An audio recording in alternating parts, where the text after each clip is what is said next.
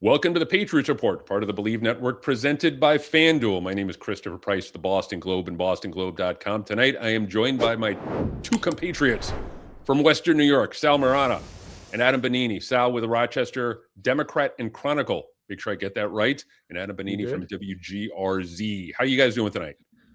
I am good, guys. I'm great. Just was sitting down to watch some a TV show with my wife. So I said, "Oh, damn, I got to go upstairs and tape a show." So she's like, "Oh, all right. Work never ends, but here I am, guys." Yes. It's tough being in demand as much as you are, Sal, isn't it? Yeah. It's tough to It's a be. good problem to have, right? It's a good problem to have. In this day and age, you're right. It is a good problem to have. As At a least member of the people want media. to hear from us. Yeah. Exactly. So, look, I want to break down this massive game, and I don't think it's an understatement here. I was talking to someone today who said this is maybe the biggest game in Gillette Stadium that has nothing to do with Belichick and Brady since Brady left, which would make it about 7 years. So, first of all, I want to get a sense from you guys, from the Buffalo fan base, from the franchise players, coaches. What is the 30,000-foot view of the Bills coming into this game? Because from the outside, it feels like things have kind of stabilized a little bit with the win over the Steelers, kind of a wobbly Steelers team, but a win over the Steelers. And then last Sunday's victory, dramatic victory over the Bengals. Yeah, I'll start. Coming out of the Houston game, they lost a Thursday nighter down there, and Houston's defense just obliterated the Bills' offense. And it was kind of a bad feeling, I think. I think Bills fans don't believe that this team has a championship pedigree. A lot of that goes back to because of the problems with the wide receiver group. They don't think the Bills are equipped to do what they've been able to do in the past. And their defense has been a little bit questionable. So there was a lot of worry, I think, after that game. The last two games, Chris, that you mentioned, I think you're right. I think that has built some confidence back in this team. And last week, particularly, to beat Joe Burrow, they're down 10 points to that offense midway through the fourth quarter to do what they did to turn that game around. I think that has people a little bit more energetic. And when you look at the AFC as a whole, you see it's kind of a hodgepodge of a bunch of teams that no one stands out.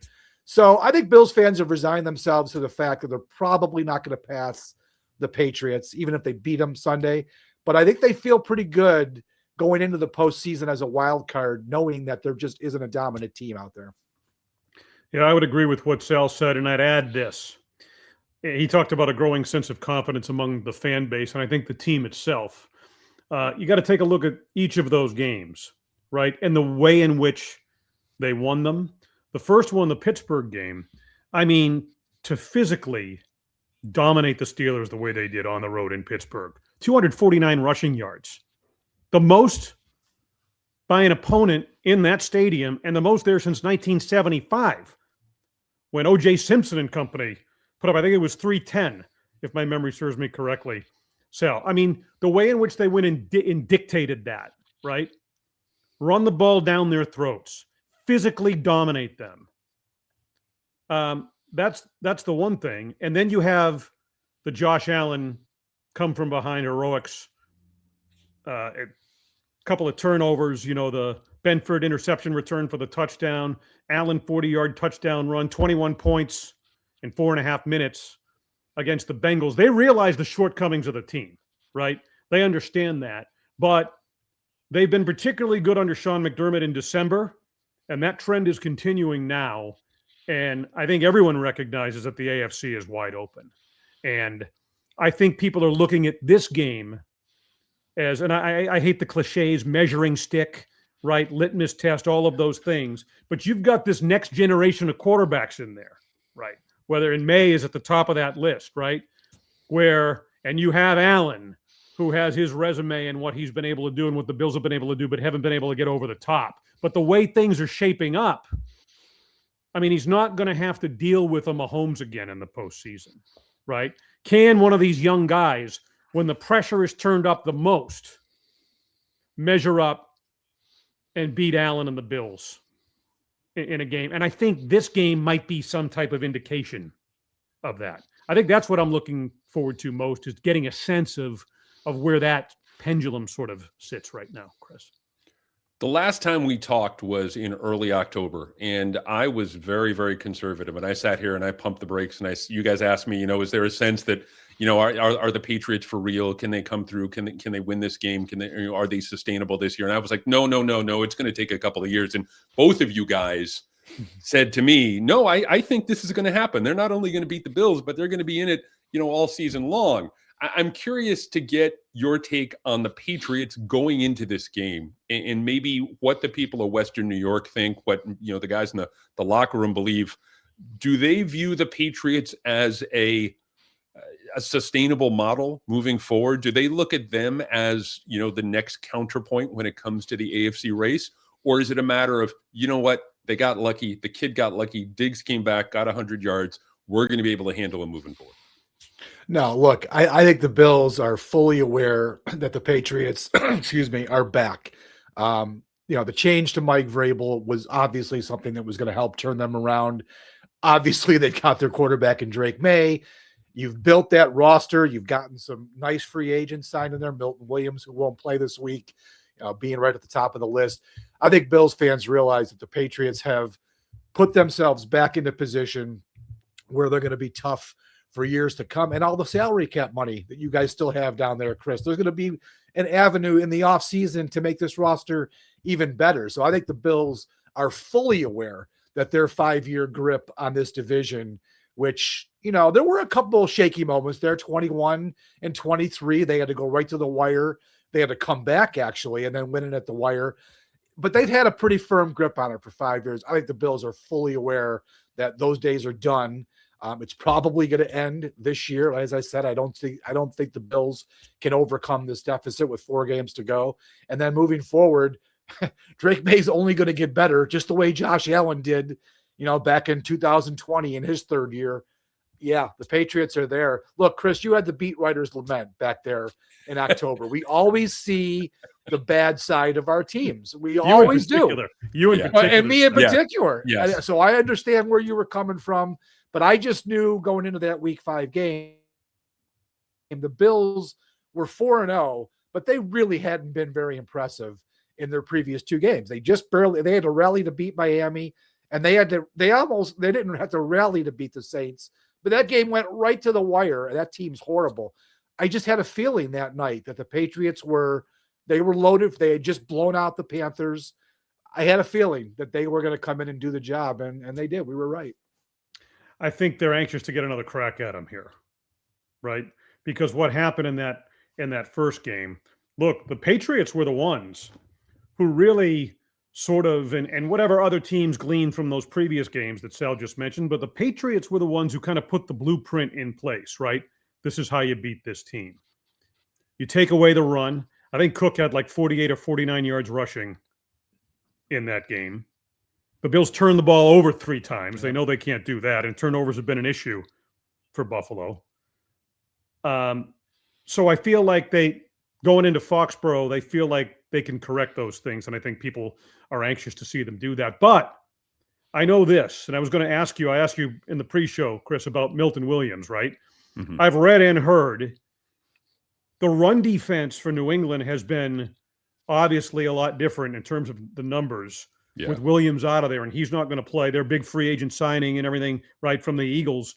It's been a different run defense. So I feel like the Bills are in a position to maybe exploit that, and fans are aware of it, come in there behind Cook, who's 1A to Josh Allen in terms of explosiveness in that lineup, and protect the football better. So I think they fully acknowledge, to answer your question, that the Patriots are the team that not is going to rise up, that has risen up to, in this case, overtake them in the AFC East. But they feel as if there are some areas that they can improve and exploit in this particular matchup and potentially beat them, whether it's this weekend or perhaps in the postseason. Well, that was one of the things that I wanted to kind of get into with you guys, the fact that when you face a team, and this is a relatively young Patriots team, when you face a team for the second time in a season, you can't go into the game just automatically thinking, okay, well, they did this last time, they're going to do this again. It's like a pitcher the second time through a batting order. To your point, Adam, with without Milton Williams, it's interesting how they've kind of cobbled things together up front. They've gotten some performances from guys like Eric Gregory and Corey Durden, young defensive tackles who are okay. But look, Milton Williams is one of the best defenders, and I'd say one of the two most important defenders on this team behind Christian Gonzalez. And so there's going to be a natural drop off. I think it's interesting to see the way they've kind of gotten themselves into certain situations. A lot of it is situational football where the last couple of weeks they've been more than willing to trade clock for rushing yards against teams like the Jets. And so the run defense numbers are a little bit inflated. But honestly, when you look at a team like Buffalo, just on paper, their ability to consistently run the ball, not just Cook, but Allen, I think that sets up right now as a winnable matchup for the Bills when you look at the level of physicality they bring to the game. And again, these kids have done as good as anyone could have hoped. But honestly, man, they've had to try to kind of recreate Milton Williams in the aggregate. And it's been okay, but when they've faced, good backs, not just average, but good backs, and I anticipate James Cook doing the same thing. And again, I anticipate Josh Allen doing the same thing. Look, they went 9 weeks, I think it was, without allowing a running back to hit 50 yards. And so the numbers were absolutely fantastic. I think Josh Allen, for the longest time, that game in October, was the only guy to break 50 yards against him on the ground. And so they're going to be tested. They know they're going to be tested. And I think a lot of it is not just going to be on that defensive front, but on the linebackers, Tavai, Spillane, Jack Gibbons, to try to keep that running game in check. I wouldn't be surprised, and again, we saw some of this back in October, if the Patriots decide to try and kind of, slow the game down a little bit and try and run the ball there, whether it's Trevion Henderson or Ramondre Stevenson, or try to kind of put together some of these extended drives to try to keep Josh Allen off the field for as long as possible. No, you're right, Chris. 53 yards for Allen in that game. Yeah, that was really for the Patriots when it comes to yeah. Go ahead, Sal. Yeah, as usual, guys, I'm having internet trouble. It happens every show. So, Chris, you're going to have to put up with this. I don't know what my problem is, but I was going to say, look, I think the Bills obviously want to run the ball. It's the way they do things. Their passing game is just not set up to be functional. It was surprising to all of us the other day that they were able to win a shootout game like that. Now, obviously, the Benford pick six helped them, but it was a surprise that they were able to pull out a shootout game against Joe Burrow and the Bengals. I don't know that that's going to be the norm for this Buffalo team. They have to run the ball. They have to go to their heavy personnel like they did in Pittsburgh. I'm going to assume, guys, that the Patriots will figure out the one rushing play that the Bills used all day against Pittsburgh, and they'll find a way to slow that down. But it's going to be the key. It'll be the key to the game. Bills want to keep Drake Maye and that offense off the field. So, yeah, the running game is going to be huge. And I think you're right. Cook was not great in that first game. The Milton Williams factor, I think, is important for this game coming up. So if you're Sean McDermott, or I'm sorry, if you're Mike Vrabel here in this situation coming into this game, I'll ask both you guys, where do you try and attack the Buffalo defense? Where are you looking to go when it comes to, let's say on both sides of the ball? If you want to focus, if you're Drake Maye and Josh McDaniels, what do you want them to focus on? And if you're, the New England defense, what do you want to focus on coming into this game? Where are some of the soft spots for the Bills on both sides of the ball? Well, I think you want to try and run the football on them. That's been teams that have had success against Buffalo this year have done that, right? I feel like, I don't know, Sal, this pass rush, right? We'll see what happens with Bosa, but there's a good reason to think that Maye's going to have some time, too. They've been better against Christian Benford has really elevated his game as the season has gone on. The last couple of games, he had a scoop and score for a touchdown against Pittsburgh and an interception. And then he comes up with the play he did this past Sunday against Cincinnati. He's been there. He's their A1 guy, hadn't played like it early on. So against the pass, the numbers kind of speak for themselves in terms of the Buffalo defense. I'd want to see if you can run the ball and control the ball a little bit, if they're susceptible to the run. And use the lack of a consistent pass rush to their advantage. Sal, jump in. Yeah. I would say this, the Bills' run defense has been a little bit better. Actually, I'd say it's been markedly better since Terrell Bernard went out and Shaq Thompson took over. He's just a bigger, stronger middle linebacker. They've actually been decent against the run. Last week, Chase Brown came in on a heater. They held him to 23 yards, and I think it was less than 2 yards a carry. So they've been a little bit better there. I would say Adam made the point about the Bills' pass rush. It's terrible.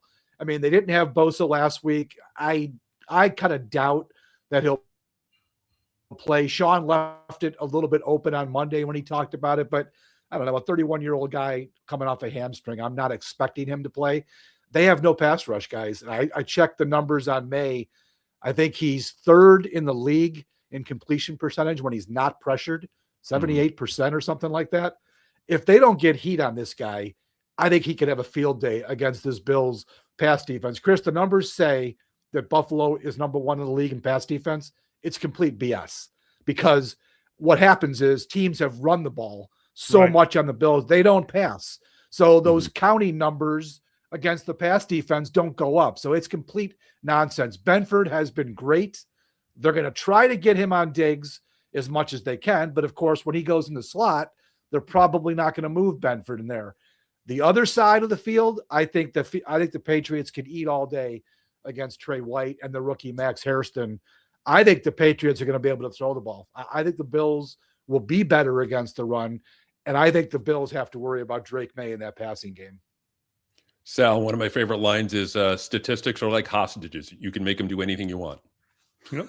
You can make them say whatever you want them to say. Yeah, so that's true. I take it all with a grain of salt. The eye test is always important, and this is why I'm talking to you guys about this. Adam, we talked before during the pre-show, and I'm fascinated by this because I had someone tell me the other day that if Buffalo doesn't make at least the conference championship game, that we could be walking into a situation in 2026 where Mike Vrabel is the senior coach in the AFC East. That is to say that the Bills would move on from Sean McDermott. And we had a really interesting exchange here. Tell me from your perspective why you think that's BS, at least at this point. I think you have to know the owner, Terry Pagula. That's one aspect of it.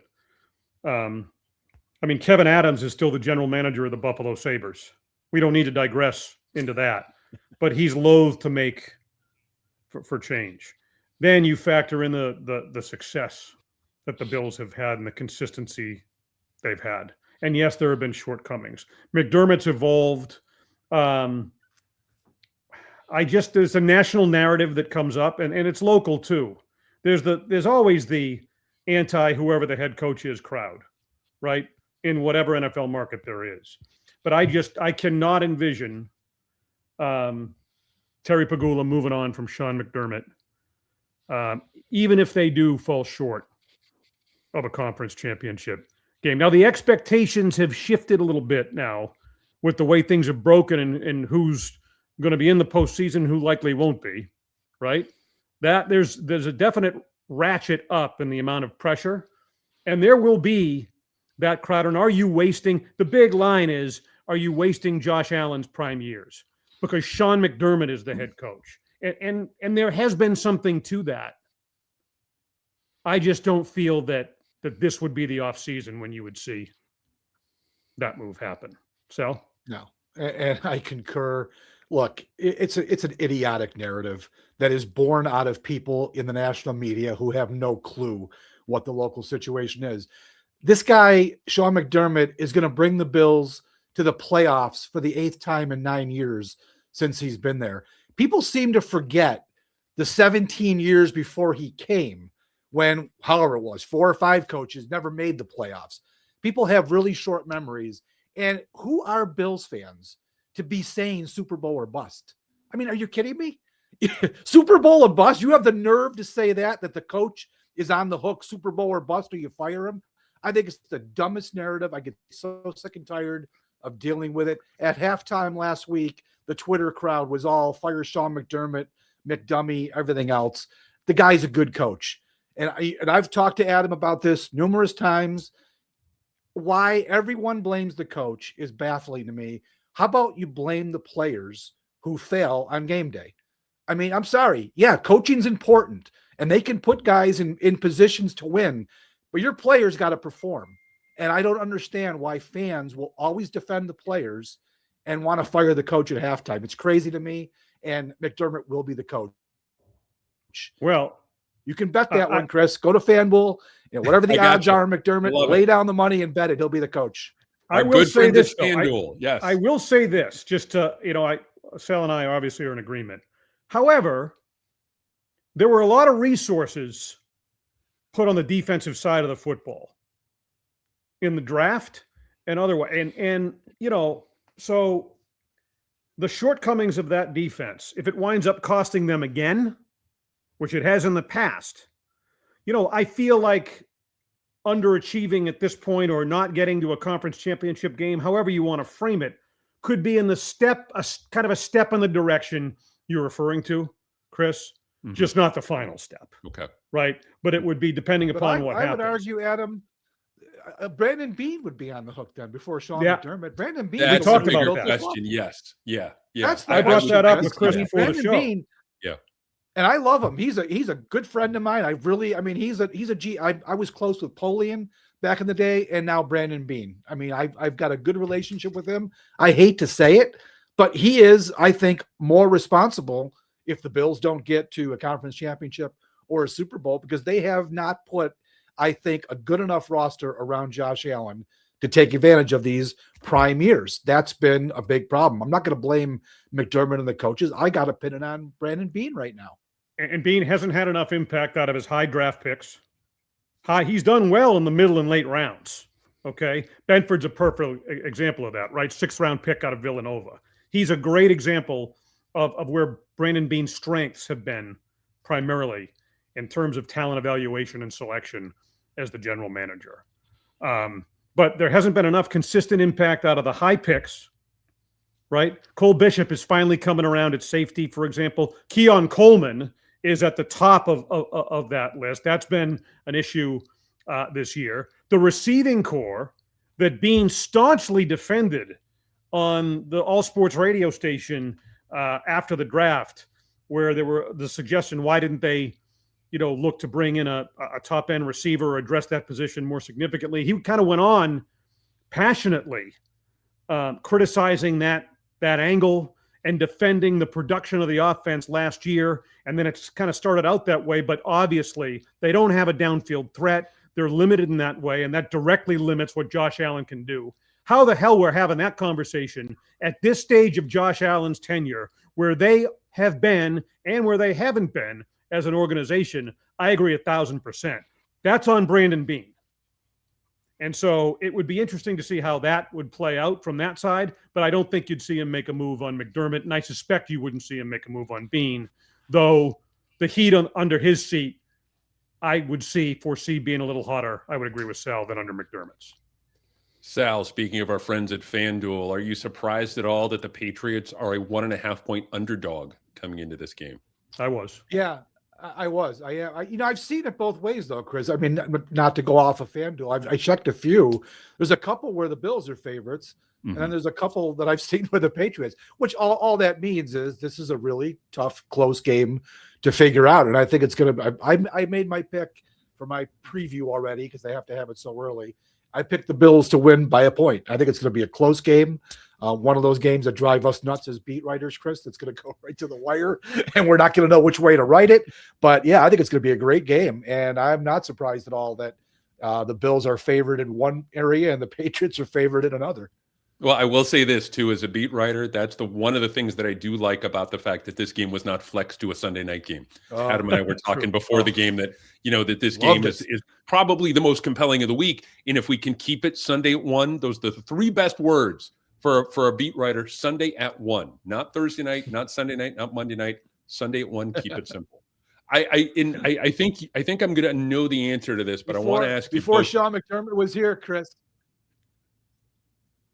A lot of Sunday at 1. Yeah. Yeah. Right. Yeah. I'm curious, and I want to get both your takes on this. And I kind of think I know what the answer is going to be here, but give me the name of a guy that we're not talking about coming into this thing, not Josh Allen or, Cook or whoever, Bosa, whoever. Give me the name of a guy who might be a little bit under the radar right now, who has a chance of making a real impact on Sunday. Go ahead, Sal. Let's see. I'm going to say it's a tough question off the top of my head. I'm writing this week about how I'd like to see Brandon Cooks do something for this team. They signed him a couple weeks ago.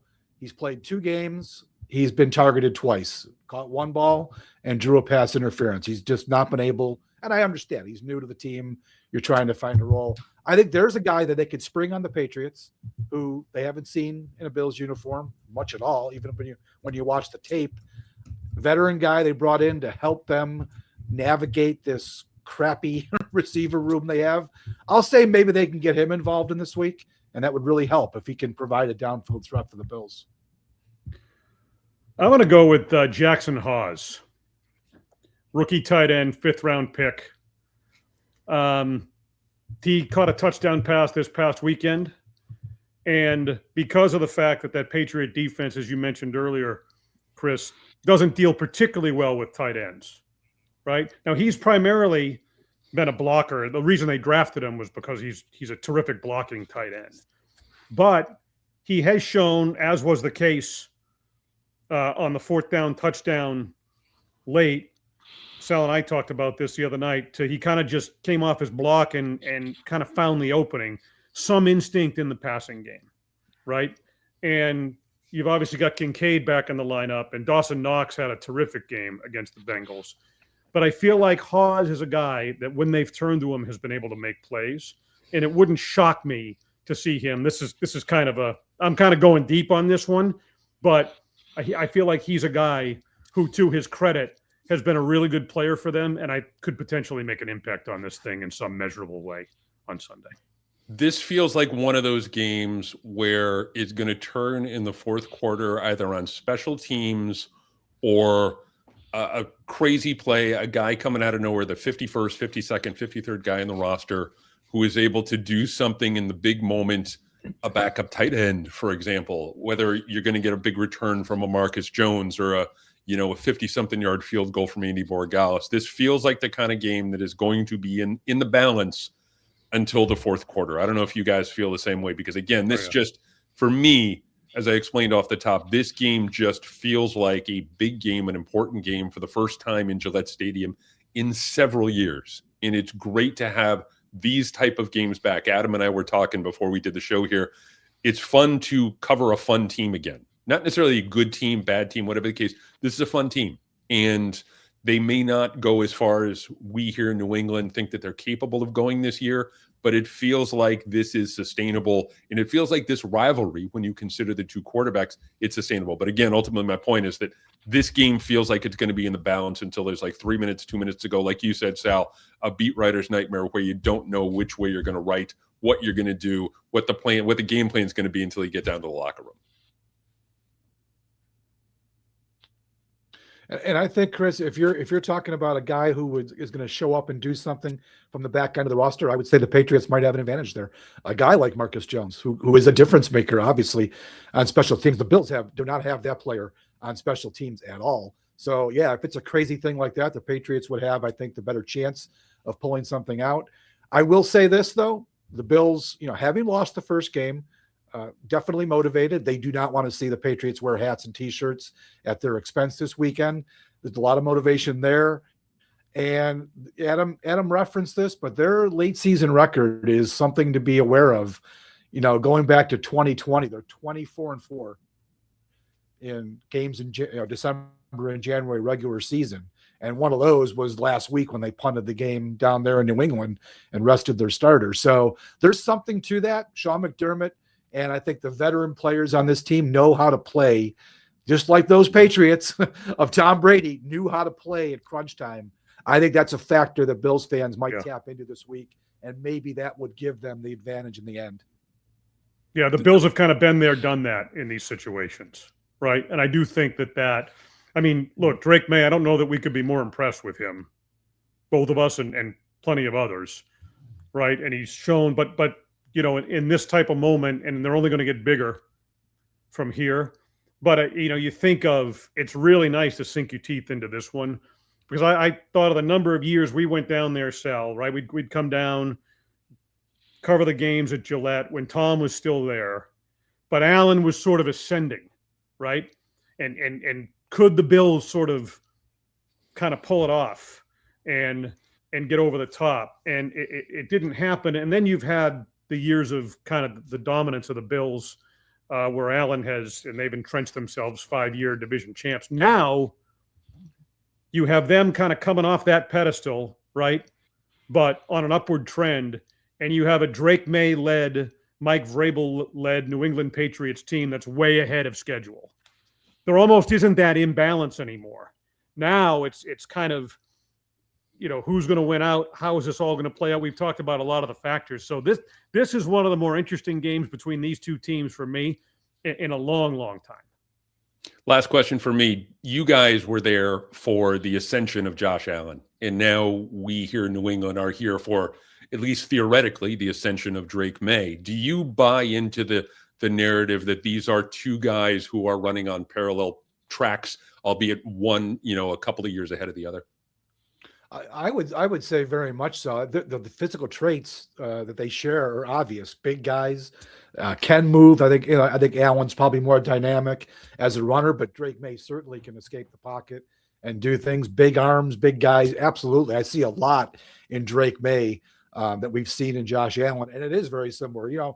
May's ahead of him because Josh's first 2 seasons, even though Josh took the Bills to the playoffs in his second year, he was still a little bit of a wild child. It was the 3rd year when he really took that huge step. By the way, when they got Stephon Diggs. Well, you're a year ahead of Josh Allen. You got Stephon Diggs in May's second year, and he's making a big difference. So, yeah, I would say the tracks, Chris, are very, very similar, and I'd say that Drake is 1 year ahead.